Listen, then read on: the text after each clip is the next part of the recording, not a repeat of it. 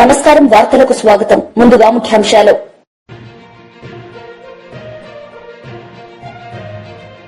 Deputy CM Pawan Kalyan press meet, పలు అంశాలపై వివరణ.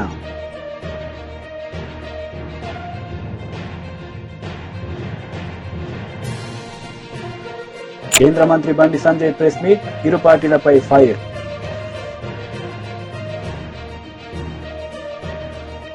Deputy CM Pawan Kalyan media సమావేశం నిర్వహించారు. ఈ సందర్భంగా ఆయన మాట్లాడారు. కొంతమంది దేవాదాయ వాళ్ళు కానీ రైతులకు సంబంధించి శ్రీ ఏ వెంకటరమణ, శ్రీ ధనుంజయ, ప్రభుత్వం ఇచ్చేటువంటి శ్రీ గడ్డం చంద్ర, రావడం లేదు, దానివల్ల చెప్పి రామాంజుల దేశంలోనే ఉచిత పంటల బీమా ప్రవేశపెట్టడమే కాకుండా యూనివర్సలైజేషన్ కింద శ్రీ ప్రభాకర్ ప్రభుత్వంలో ఫసల్ బీమా యోజన మొట్టమొదటగా 100% రైతులకు సంబంధించినటువంటి ప్రీమియం భరించినటువంటి దాడి జరిగినప్పుడు లోపల ఉన్నది శ్రీ ఇమ్రాన్ రాష్ట్రం. ఆ తర్వాత మిగతా రాష్ట్రాలన్నీ కూడా జగన్మోహన్ రెడ్డి గారు తీసుకున్న శ్రీ సంతోష్ ఎంపీడీఓ డ్రైవర్, కాబట్టి మీరు యూనివర్సల్ అలాగే శ్రీమతి లక్ష్మీ ప్రసన్న గారు బిఆర్ఓ గాలి, మేము కూడా ప్రధానమంత్రి ఫసల్ బీమా ముందొచ్చి ఆయన రక్షించడానికి ప్రయత్నం చేశారు. వెళ్ళిన తర్వాత ఆ తర్వాత వాళ్ళ స్థాయి కూడా దాటేసి వాళ్ళు కూడా దెబ్బలు తింటే బయట నుంచి రక్షించిన ఉపాధి హామీ పథకానికి సంబంధించిన శ్రీ వేణుగోపాల్, గుండ్ల చెరువు క్షేత్ర సహాయకులు, ఉపాధి హామీ పథకానికి సంబంధించిన Shri Shri Hari Naidu, గోపులపల్లి. If it's family, it has to be home. If it's home, it has to be Aparna. Saluting the spirit of every couple's sacrifice to build their dream home.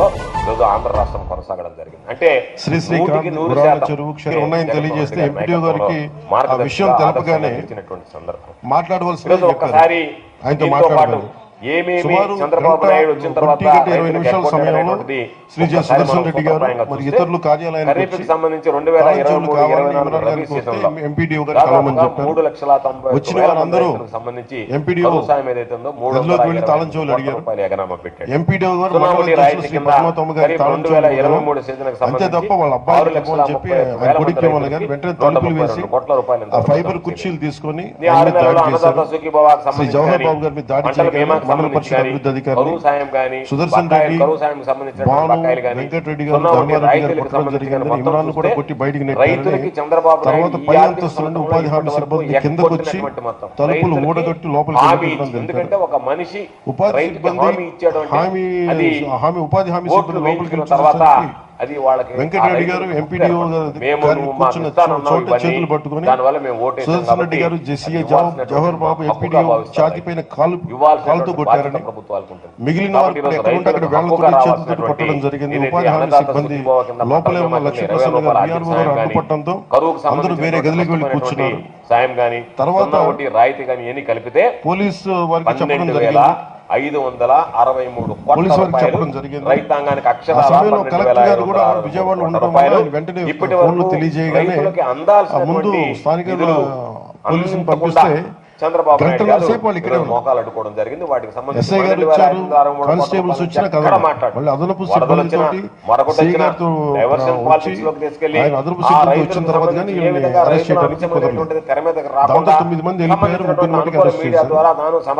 ఈ సందర్భంగా నేను ప్రత్యేకించి ఎందుకు వచ్చామంటే వైసీపీ 11 సీట్లు ఇస్తేనే వీళ్ళకి ఇంత అహంకారం చూపిస్తున్నారు. ఓడిపోయి కూడా ఇంత పొగరు చూపిస్తున్నారు. చెల్లించిన వెంటనే 30 రోజుల్లో ఈరోజు వెంటనే రాష్ట్ర ప్రభుత్వం చెల్లించిన వెంటనే కేంద్ర ప్రభుత్వం ప్రత్యేకించి చెప్తున్నా, కేంద్ర రాష్ట్ర ఎవరి జాగీర్లు కాదు, వెంటనే 30 రోజుల లోపలనే జాగీర్లు కాదు, రైతుల ఖాతాలో జమ చేస్తుంది. జగన్ గారు ముఖ్యమంత్రిగా ఉన్నప్పుడు రకరకాల ముఠాలు పెట్టుకొని మీరు భయపడతా ఉంటే భయపడే ప్రభుత్వాలు కాదు, ఎన్డీఏ కూటమి ప్రభుత్వం అసలే కాదు. 7,800 ఇక్కడ ఉన్న యువత, కొత్త తరం యువత, నాయకులు కూడా సీనియర్ నాయకులు కూడా చాలా నలిగిపోయారు. మార్పు కోసం చూసే ఈ రోజున ఎన్డీఏ కూటమి ప్రభుత్వాన్ని ఎన్నుకున్నారు. కాబట్టి శ్రీ నారా చంద్రబాబు నాయుడు గారి నాయకత్వంలో ఎన్డీఏ ప్రభుత్వం, వారి గౌరవ ముఖ్యమంత్రిగా ఉన్న ఈ ప్రభుత్వం ఇలాంటి చిల్లర పనులకి ఎవరు భయపడరు. 10,770 పద్ధతి కాదు కాబట్టి భాషని విత్తనం నుంచి మర్యాదగా అనేక రకాలైనటువంటి పురుగు మందుల దగ్గర నుంచి రాష్ట్రంలో వ్యవసాయ రంగం సంక్షోభంలో కూరుకుపోయిందని, రైతు సమస్యల పరిష్కారంలో కూటమి ప్రభుత్వానికి చిత్తశుద్ది లేదని నెల్లూరు జిల్లా వైఎస్ఆర్సీపీ అధ్యక్షుడు మాజీ మంత్రి కాకాని గోవర్ధన్ రెడ్డి ఆక్షేపించారు. కూటమి ప్రభుత్వం రైతులకు శాపంలా మారిందన్న ఆయన రాష్ట్రంలో రైతు ఆత్మహత్యల పరంపర కొనసాగుతుందని ఆవేదన చెందారు. ఇప్పటి వరకు 95 మంది రైతులు ఆత్మహత్య చేసుకున్నారని అధికారికంగా చెబుతున్నా అనధికారికంగా ఆ సంఖ్య 150కి పైగా ఉంటుందని వెల్లడించారు. చంద్రబాబు ఎప్పుడు అధికారంలో ఉన్నా రైతులకు ఇబ్బందులు తప్పడం లేదని ఆయన గుర్తు చేశారు. ఆత్మహత్యలను అణగదొక్కేస్తే సరిపోతుంది. వాటిని తొక్కేస్తే ఎక్కడ కూడా ఆత్మహత్యలు వెలుగు చూడకుండా, వాటిని బయటికి రానివ్వకుండా, ఎక్కడన్నా పత్రికల్లో వచ్చినా ఎవరన్నా ఘోషించినా లేదనేది వ్యక్తిగత కారణాలతో జరిగే అనేటువంటి కలరింగ్ ఇచ్చి తప్పించుకోవాలనేటువంటి ఆలోచన చేస్తాడు తప్ప కనీస సాయం అందించాలనేటువంటి ఓ మానవతా దృక్పథంతో కూడా రైతుల పట్ల చంద్రబాబు నాయుడు గారు ఎప్పుడూ వ్యవహరించినటువంటి పరిస్థితి లేదు. ఒక్కసారి చంద్రబాబు నాయుడు ఆలోచన విధానం చూస్తే ఉమ్మడి ఆంధ్ర రాష్ట్రం ఉన్నప్పుడు ఆనాటి కాంగ్రెస్ ప్రభుత్వంలో ₹1,00,000 రైతులకి ఆత్మహత్య జరిగితే వాళ్ళకి ఆ రోజు ₹1,00,000 పరిహారం ఇచ్చేటువంటి వాడు. చంద్రబాబు నాయుడు తర్వాత ముఖ్యమంత్రి అయిన తర్వాత ఎంత దౌర్భాగ్యం అంటే అదే చంద్రబాబు నోటితోనే ₹1,00,000 పరిహారం ఆశించి రైతులు ఆత్మహత్య చేసుకుంటున్నారు అని చెప్పి రైతులను కించపరిచేటువంటి విధంగా అవహేళనగా మాట్లాడినటువంటి సందర్భాలు ఉన్నాయి. ఆ తర్వాత దాన్ని దాదాపుగా 2003 వచ్చేటప్పటికి చంద్రబాబు ఇచ్చే పరిహారాన్ని కూడా ఆపివేశాడు. ఇవ్వలేదు, ఇవ్వాలని అనిపించలేదు, ఇవ్వలేదు. తర్వాత 2014లో మరలా ఈ పరిహారాన్ని పునరుద్ధరించే క్రమంలో చంద్రబాబు నాయుడు ముఖ్యమంత్రి అయిన తర్వాత 1,50,000 లెక్కన దాన్ని ఇస్తానని చెప్పి 2015 ఫిబ్రవరి 18 వరకు 2014లో ముఖ్యమంత్రి అయిన తర్వాత 2015 ఫిబ్రవరి 18 వరకు ₹1,50,000 రైతులకు ఇచ్చాడు. ఆ తర్వాత దాన్ని నేను 5 లక్షలకు పెంచుతున్నానని చెప్పి దానిలో ఎంత దుర్మార్గం అంటే నేను 5 లక్షలకు పెంచుతానని చెప్పి ₹1,50,000 ఆ రైతు కుటుంబాలకు సంబంధించి వాళ్ళ బకాయిలు ఉంటే ఆ బకాయిలు చెల్లించేస్తారు. కాబట్టి ₹1,50,000 బకాయిలకు వెళ్ళిపోతాయి. ఆ రైతు కుటుంబం ఉన్నటువంటి బ్యాంకులకు కానీ ఎక్కడన్నా బకాయిలు ఉంటే వాటిని చెల్లించేస్తారు. అయిపోయింది. ₹3,50,000 కూడా నేరుగా నేను ఇవ్వను. నేను ఫిక్స్డ్ డిపాజిట్ చేస్తే దాని మీద వచ్చే వడ్డీతో మీరు బతికితే భవిష్యత్తులో మీ అవసరాలకు సంబంధించినటువంటి తీరాల్సిందే తప్ప రైతుల్ని, ఆ కుటుంబాన్ని, చితికిపోయినటువంటి ఆ కుటుంబాన్ని, ఆత్మహత్య చేసుకున్నటువంటి ఆ కుటుంబాన్ని వెంటనే ఆదుకోవాలనేటువంటిది ఎక్కడా కూడా కనిపించినటువంటి నేపథ్యం లేదు. ఒక్కసారి మనం చూస్తే 2014 నుంచి 2019 వరకు దాదాపుగా 5-6 వేల మందికి పైచీలకు ఆత్మహత్యలకు పాల్పడితే చంద్రబాబు నాయుడు ప్రభుత్వం ఆ రోజు గుర్తించింది కేవలం 1,223 మందిని.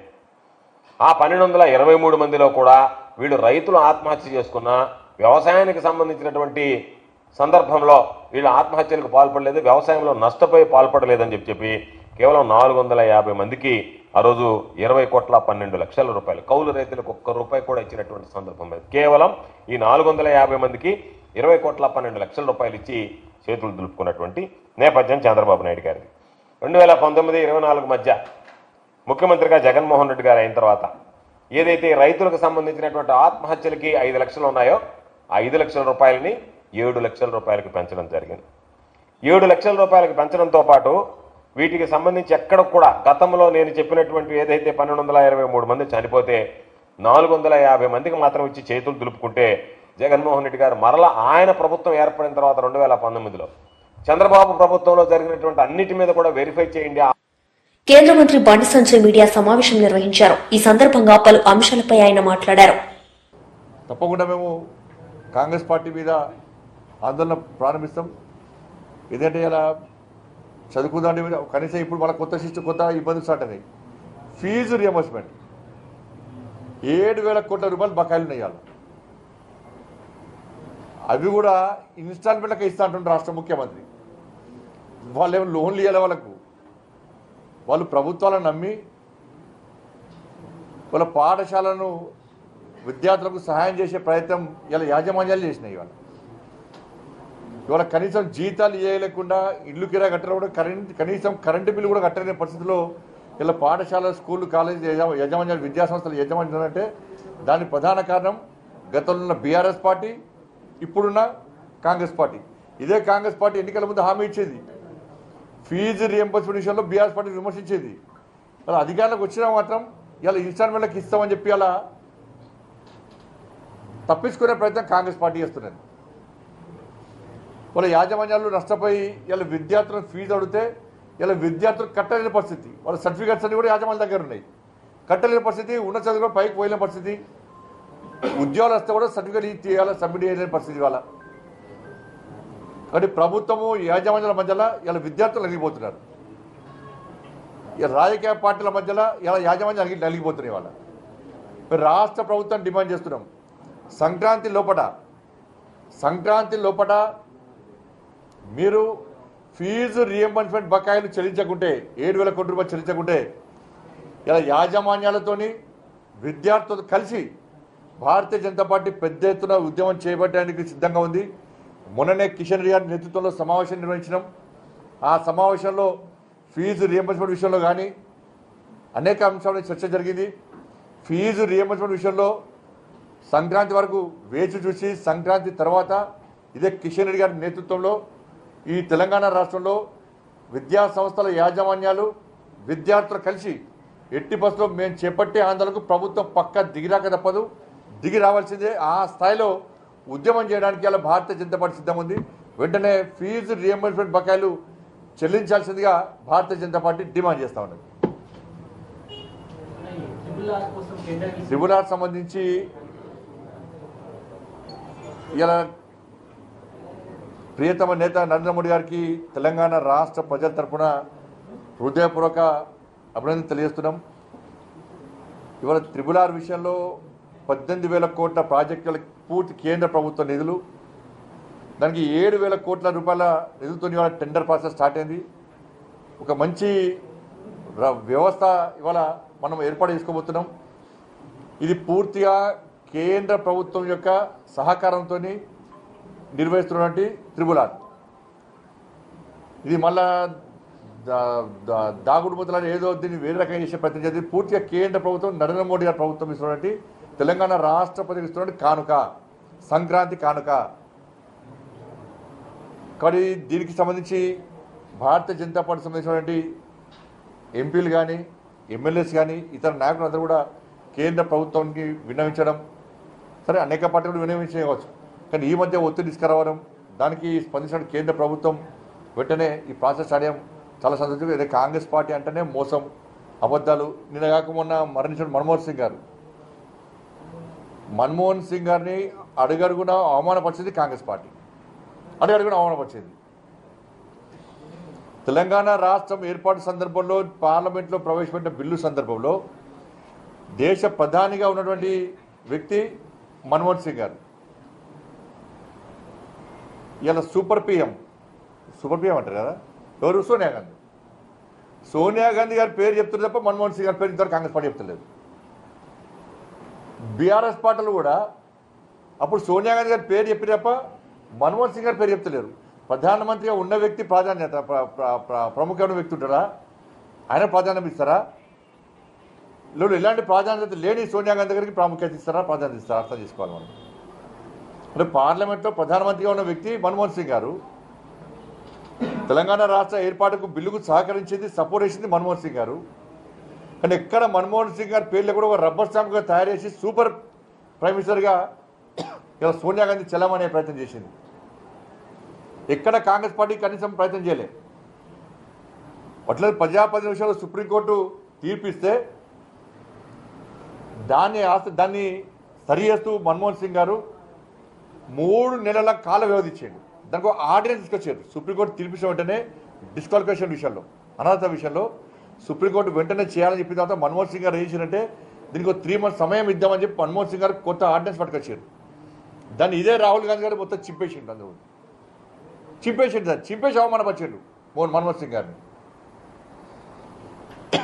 లాస్ట్కి ఏమైంది, ఆయన చింపేసిన పేపర్లే వయనాడు విషయంలో ఆయన మెడక చుట్టుకునేది. అలా సుప్రీంకోర్టు తీర్పిస్తే మళ్ళీ కోర్టుకు పోయింది. నేను ఇలా కేవలం మన్మోహన్ సింగ్నే కాదు, పివి నరసింహారావు గారిని అంత్యక్రియలు చేయకుండా ఎట్లా అవమానపరిచారు.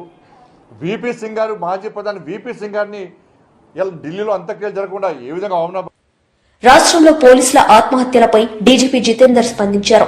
పోలీసుల బలవన్మరణాలకు వ్యక్తిగతం, కుటుంబ సమస్యలతో పాటు పని ఒత్తిడి కూడా ఉందని డీజీపీ తెలిపారు. డీజీపీ కార్యాలయంలో జితేందర్ వార్షిక నివేదికను ఆవిష్కరించిన సందర్భంలో ఆయన ఈ వ్యాఖ్యలు చేశారు. పోలీస్ శాఖ పరంగా ఎలాంటి సమస్యలు లేవని డీజీపీ పేర్కొన్నారు. చాలా సందర్భాల్లో వ్యక్తిగత కారణాలతోనే ఆత్మహత్య జరుగుతున్నాయని జితేందర్ వెల్లడించారు. దానివల్ల అందరం రైతాంగం అంతా అనుభవిస్తున్నాం. ఈ రాష్ట్రంలో, ఈ నెల్లూరు జిల్లాలో అనుభవిస్తున్నాం, మేము అనుభవిస్తున్నాం అని చెప్పి ఈరోజు బాధపడేటువంటి పరిస్థితి. ఎరువులు చూస్తే బ్లాక్ మార్కెట్ కి తరలిపోతున్నాయి. ఫర్టిలైజర్ డీలర్లు అయితే 267 రూపాయలకు అమ్మాల్సినటువంటి బస్తాను తీసుకెళ్లి 360 రూపాయలు, దాదాపుగా 100 రూపాయలు అదనంగా ఈరోజు బస్తా యూరియాని అమ్మేటువంటి పరిస్థితి మన నెల్లూరు జిల్లాలో. ఇప్పుడు సీజన్ ప్రారంభమే, ఇప్పుడు ఎరువులు అవసరమైతే ఈరోజు మనం చూస్తున్నాం. కొన్ని దగ్గరలో అయితే ఈ టాస్క్ ఫోర్స్ అది ఇది అని చెప్పి హడావిడి చేస్తే వాళ్ళు ఏమంటున్నారంటే, మీకు యూరియా బస్తా కావాలి అంటే మా దగ్గర ఒక కాంప్లెక్స్ బస్తా కొనుక్కుంటే తప్ప, కాంప్లెక్స్ యూరియా కాంప్లెక్స్ ఎరువులు కొనుక్కుంటే తప్ప మేము ఒక బస్తా మీకు యూరియా ఇవ్వము, కాంప్లెక్స్ ఎరువు బస్తా కొంటేనే మీకు యూరియా బస్తా ఇస్తాం. పక్క బ్లాక్ మార్కెట్, ఓ పక్క నిబంధనలు, వీటితో అనేక రకాలైనటువంటి ఇబ్బందులు పడటం తప్ప సాఫీగా సజావుగా నేరుగా రైతుల ముంగిటికి అందించినటువంటి ప్రభుత్వం గతంలో ఉంటే రైతులకి, ఈరోజు రైతులను ఇబ్బందులు పాలు చేసేటువంటి ప్రభుత్వం రైతులకు సంబంధించినటువంటి ఏవి కూడా సౌకర్యాలు అందకుండా ఈరోజు ఇబ్బంది పెట్టేటువంటి పరిస్థితి ఏర్పడింది. అదేవిధంగా పాపం రైతులు ఆరుగాలం శ్రమించి పండించేటువంటి పంటకు సంబంధించి చంద్రబాబు నాయుడు ఎప్పుడు కూడా పట్టించుకోడు. ఏదో మొక్కుబడిగా ధాన్యం కొనుగోలు కేంద్రాలు తెచ్చి వదిలేస్తాడు. దానికి సంబంధించి ఇప్పటికీ పక్కన ఉన్నటువంటి కృష్ణా, గుంటూరు జిల్లాల్లో ధాన్యం కొనుగోలు మనం చూసాం. ఎంత దారుణమైనటువంటి పరిస్థితి అంటే, దళారుల ప్రమేయంతో పాపం రైతులకు గిట్టుబాటు ధర రాదు, దళారులు దోచేసుకోవడం, ఆ దళారుల వెనక ప్రజాప్రతినిధులు కొమ్ముగాయడం, ఆ దళారులకు అండగా నిలబడడం, దానివల్ల పాపం రైతు వీటన్నిటినీ అధిగమించి పండించుకున్నటువంటి పంటకి గిట్టుబాటు ధర రాకపోవడంతో ఈరోజు విధి లేనటువంటి పరిస్థితుల్లో ఆత్మహత్యలకు పాల్పడేటువంటి పరిస్థితి ఏర్పడింది. కానీ బట్టి ఈరోజు జగన్మోహన్ రెడ్డి గారు ముఖ్యమంత్రిగా ఉన్నప్పుడు మేమందరం వ్యవసాయ శాఖ మంత్రిగా పనిచేసాము. మిగతా మాకు సంబంధించినటువంటి మా సోదరులందరూ కూడా వీటికి సంబంధించినటువంటి సివిల్ సప్లైస్ మినిస్టర్ గా, పౌర సరఫరాల మంత్రిగా పనిచేశారు. ఈరోజు పౌర సరఫరాల శాఖ మంత్రి చెప్తాడు, నాకు వాట్సాప్ లో హాయ్ అని పెడితే నేను కొనేస్తాను. ఎన్నిసార్లు హాయ్ అని పెట్టినా ఆయన తిరిగి హాయ్ అని చెప్పి పలకరించినటువంటి పరిస్థితులు ఉంటూ ఏదైనా సరే ఓ మాట చెప్తాడు. మొత్తం అందరూ అమ్మేసుకున్న తర్వాత, తెగ నమ్ముకున్న తర్వాత, నష్టపోయిన తర్వాత, కనీసం పెట్టుబడి కూడా రానటువంటి పరిస్థితుల్లో ఈ రోజు మీరు కానీ అమ్మితే 24 గంటల లోపల ఏదో చెప్తారు, ఎత్తేసినటువంటి సినిమాకి టికెట్లు ఫ్రీగా ఇచ్చారన్నట్టుగా. ఈ రోజు అంతా అయిపోయిన తర్వాత ఏం చెప్తాడు, ఈ రోజు కనుక మీరు అమ్మితే అమ్మడానికి ఏమి లేవు కదా. లేనప్పుడు నువ్వు 24 గంటల్లో జమ చేసేది, 48 గంటల్లో జమ చేసేది, 10 గంటల్లో జమ చేసేది. ఉన్నప్పుడు నువ్వేమన్నా నువ్వే చెప్పావు నీ నోటితో హాయ్ అని పెడితే నేను కొనేస్తాను. ఎంతమంది నీకు హాయ్ అని మెసేజ్లు పెట్టారు? ఎక్కడన్నా మీరు కనీసం స్పందించారా? లేదే.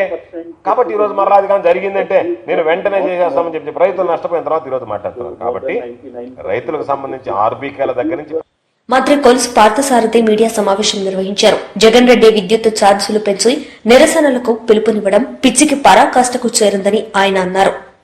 దాదాపు 23 మిలియన్ యూనిట్లు లోట్లో ఉంటే అటువంటి పరిస్థితుల్లో 2014లో చంద్రబాబు నాయుడు గారు అధికారంలోకి వచ్చారు. వచ్చి 2019 కల్లా మిగులు రాష్ట్రాన్ని విద్యుత్ మిగుల్లోకి తీసుకొచ్చి ఆ రోజు జగన్మోహన్ రెడ్డి గారి చేతిలో పెడితే ఈరోజు ఏ విధంగా విద్యుత్ వ్యవస్థ అంతా కూడా నాశనం అయిపోయి ప్రజల మీద లక్షల కోట్ల భారం ఏ విధంగా పడుతుందో ఓసారి ఆలోచించాల్సిన అవసరం ఉందని చెప్పేసి మనం చేస్తాను. ఏమైనా రాష్ట్రంలో వనరులు లేవా అంటే, రాష్ట్రంలో ఉన్నన్ని వనరులు దేశంలో ఏ రాష్ట్రంలో కూడా లేవనేది వాస్తవం. కేవలం జగన్ అవినీతి, అదేవిధంగా కక్ష సాధింపు చర్యల మూలంగానే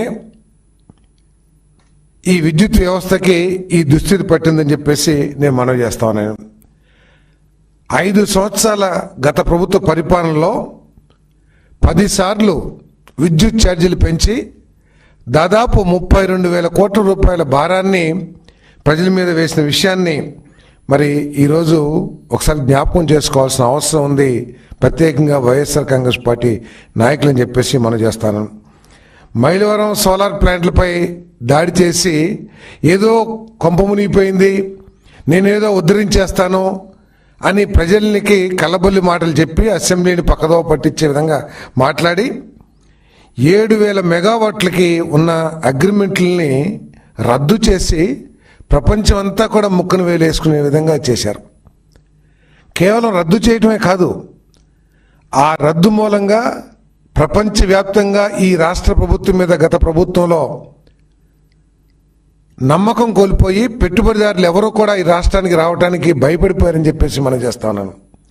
పెట్టుబడిదారులే కాదు, ప్రపంచవ్యాప్తంగా ఇంటర్నేషనల్ బ్యాంకింగ్ వ్యవస్థలు కూడా, ఇంటర్నేషనల్ ఫైనాన్షియల్ కంపెనీస్ కూడా ఈ రాష్ట్రంలో అప్పులు ఇవ్వటానికి కానీ పెట్టుబడులు పెడతానికి కూడా వెనుకంజ వేసేయంటే ఏ విధంగా మరి నాశనం చేశారో, ఈ రాష్ట్రం యొక్క క్రెడిబిలిటీ ఏ విధంగా ధ్వంసం చేశారో ఒకసారి ఆలోచన చేయాల్సిన అవసరం ఉందని చెప్పేసి మనం చేస్తాం.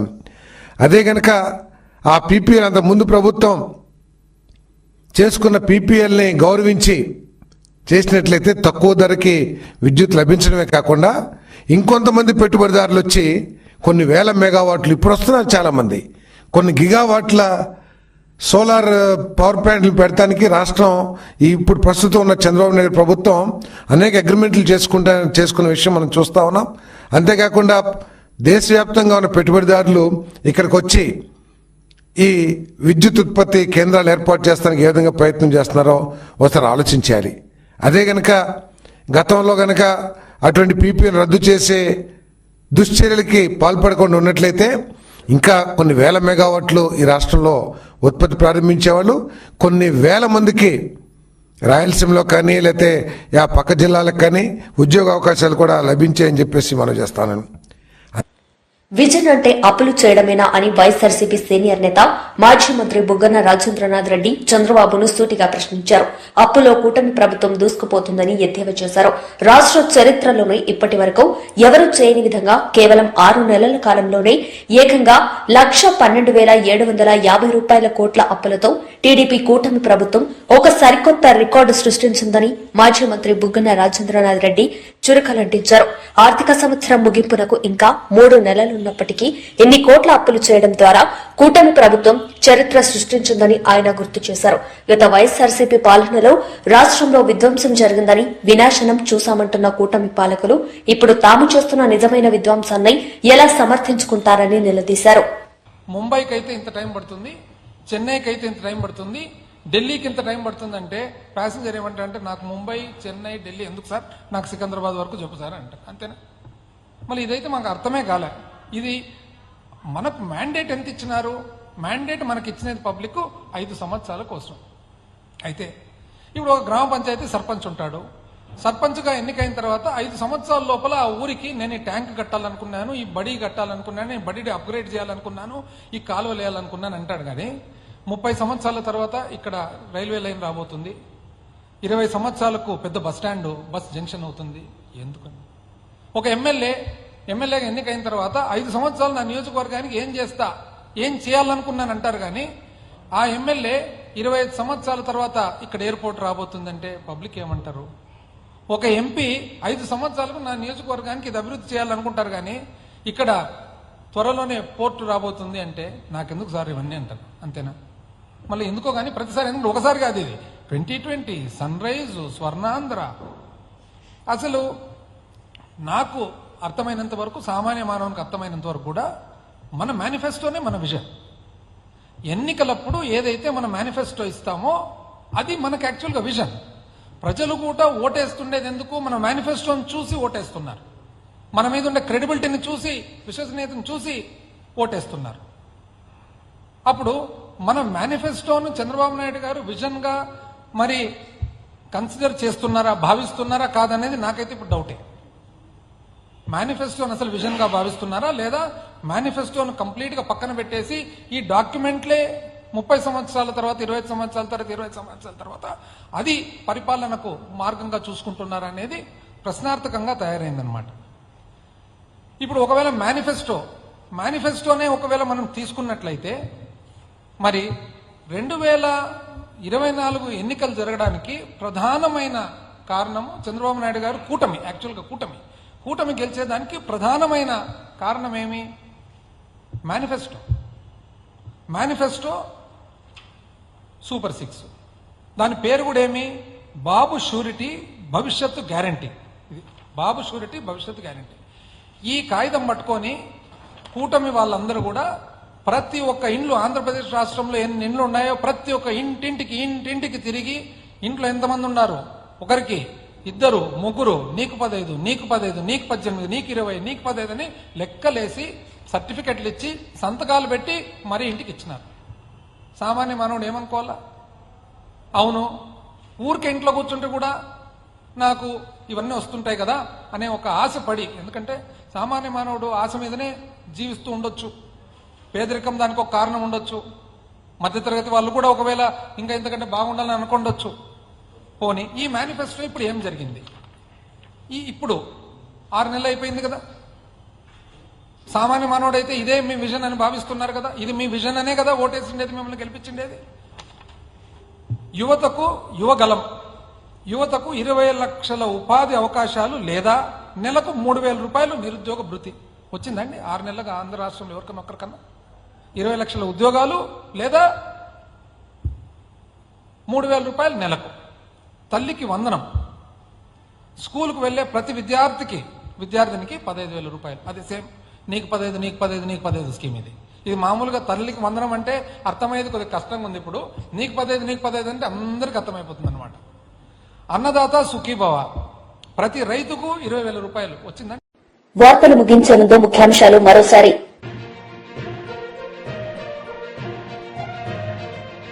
Deputy CM Pawan Kalyan press meet, పలు అంశాలపై వివరణ.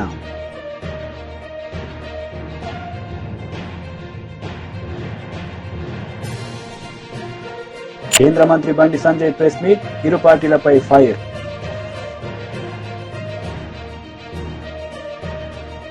ఈ వార్తలు ఇంతటితో సమాప్తం. తిరిగి ప్రసారమయ్యే వార్తల్లో మళ్లీ కలుద్దాం. అంతవరకు సెలవు. నమస్తే.